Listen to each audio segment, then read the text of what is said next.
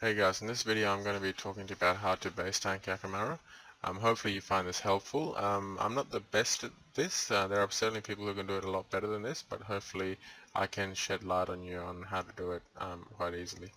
My guide is mainly aimed to teach you how to do it with a Titan if you're struggling to with going from a Yak to a Titan. So the first ability that I tend to use is Reflect, and if Yak is still in the center pool after the Reflect ends, then I tend to Resonance. But that's not quite the case here. And that's a nice way to just stay at full life points as you go into the first special pool. So always work when you start a pool, make sure that the teammates are free from stacks. And when the sharks are released, don't try to kite them or immortality or anything like that. When there is avoidable damage, always try to avoid it. Don't try to tank it with a defensive, because that's just kind of a waste of a defensive, and that's a good way to avoid using food and so on. Preparation is a really important ability. You can see that I tend to use it quite frequently so that resonance is available fairly soon. And obviously I'm using Revolution here, and I have Freedom as my first ability, so I don't have to like concentrate on activating Freedom at the right time constantly. So that's a nice way to allow Revo to activate Freedom.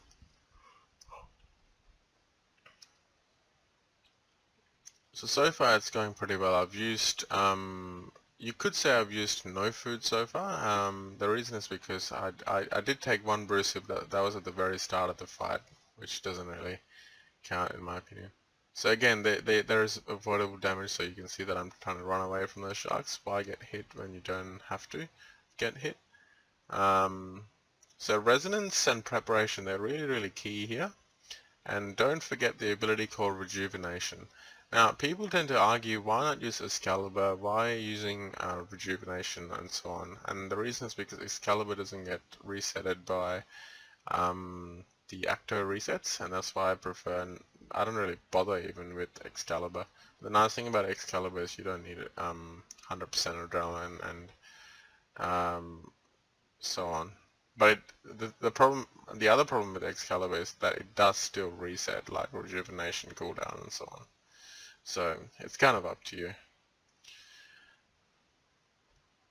And you see that at the start of the sand pool here that I've used Cade straight away. And the reason I've done this is because sand resets your defensives for about 20 seconds. So let's wait for a sand to come up. So that's the jelly, so the sand's coming up soon. So I used my res, I've used my Devo pretty recently, I've used my Cade as well.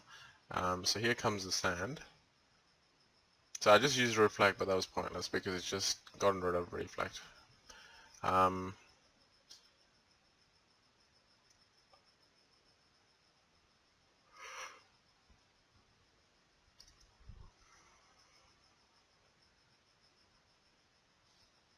mean, using anticipation is nice as well. I mean, it's 10% damage reduction. So there I just got a reset of my abilities. So I'm using res. Just used preparation, so I could use res fairly soon. That was enhanced devoted kicking in there, which is beautiful. Okay, and this time I'm going to use rejuvenation. Now rejuvenation and preparation, by the way everyone, are two abilities that don't get reset at sand pools. So they're really good abilities to save and not use during the middle of the kill, and save it for when you get sanded.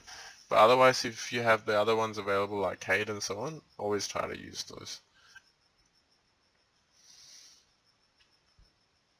So I've just used devotion, as you can see. This is going to be a close call where a jellyfish is spawned and it's about to sand, but if we phase it quickly enough, oh, that was close. Very lucky.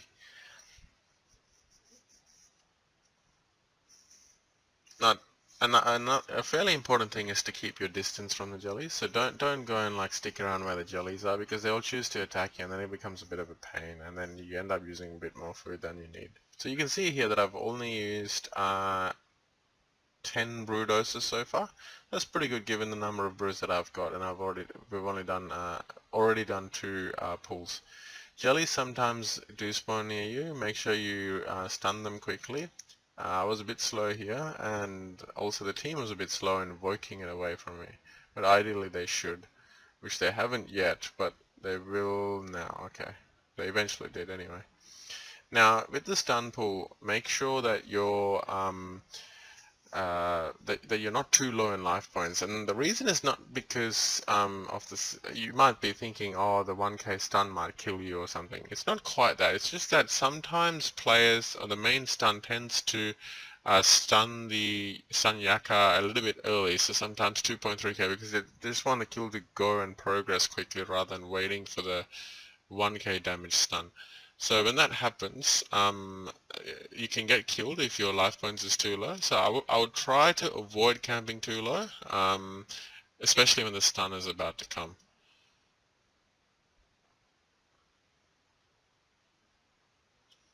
So that was why I brew there along with the resonance, to just keep myself decently high. I usually try to keep it about 3k life points, usually. Okay, so now what's going to happen is that the tentacle pull is going to start. Now with the tentacle, again, it's avoidable damage to the tentacles, so try to avoid them except in certain circumstances. So you'll see here that and you've got to also be careful with tentacles in. So you saw how I got choked there, which means I don't get damaged by the dangerous tentacle, right? But then as the DPS was good enough and I got freed, that I appeared in the vicinity of the dangerous tentacle, and that hit me at 2k. Sometimes it can hit 4k. So going into tentacle pool, try to keep your life points as decently high, maybe 4, 5, 6k around there. And that way you can avoid getting killed by that tendril. You will see that happen to me in the Mirage phase in this particular kill. And right there you saw me avoiding that tendril. So if you just sort of replay back, you'll see that I've just avoided that tendril, ran away, and then catered the first hit of Yakamaru. So instead of cating the tendril, so basically I managed to cate more of the auto attacks that way than cating the avoidable tentacle damage, and then only dealing with some of the auto attacks. So in this one here, you'll see that I didn't actually attack the tendrils. Run away from the tendrils, and the reason is there's 2 reasons. One reason is because it's coming close to the end of the phase, and I tend to not do that. The other reason is because if poison spot spawns near me, and I'm running away from tendril expecting it to spawn, then I have to run a longer distance to come to the poison, and I might miss it. Or the tendril could, literally be sitting around where the poison has spawned, and I can't get to it because of that. So those are the reasons I tend to cade when the tendril's closer to around the 100k mark to around phasing. Now, we have pre-mirage, as you can see.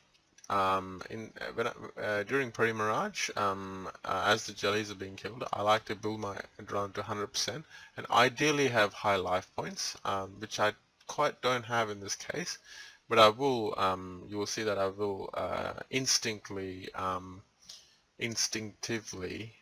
bring it up by eating a shark and a brew. So you will see that I only had 4 sharks in this whole kill, but I use them in certain circumstances. So the first thing you should do in Mirage, in my opinion, is to do Death Swiftness, and I did get to it and do it in the but I was a little bit slow, I'd say. Jellies can be a bit of a problem, so sometimes you just need good wranglers, and I don't quite have one here. But the reason you do Death Swiftness is because when you get choked, you can just do a snapshot and a rapid fire, and that will almost guarantee you out of there.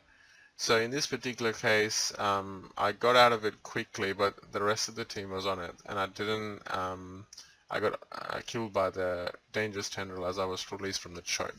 So that's what I meant by earlier. Okay, and now for the final pull. In terms of equipment, you can see that I've got Acto, full Acto, and the reason full Acto is important is because of Enhanced Devoted 3. That makes a world of difference for you to be able to use Steel Titan or a Nihil when you Yakka base. I also have a Ring of Vigor, so after every ultimate I start at 10% down, and that makes somewhat of a difference, to be honest. So you can see that I've done this kill with quite a bit of food, so quite a bit of food left. It's fairly easy to Titan base. I see a lot of Yak basing, and I do wonder, um, like since they have full acto, which they tend to do, why not try and do with the Steel Titan or a Shadow Nihil. I tend to use Shadow Nihil a lot. Steel Titan I just use because I think that's what people tend to prefer for DPS reasons. I hope you found this guide helpful. Feel free to ask any questions or even make any suggestions for improvement if you like. In terms of equipment, again, I used a Spirit Shield, which also helps reduce damage significantly, but you can still get by without a Spirit Shield and Penance Aura. Alright guys, thanks for watching.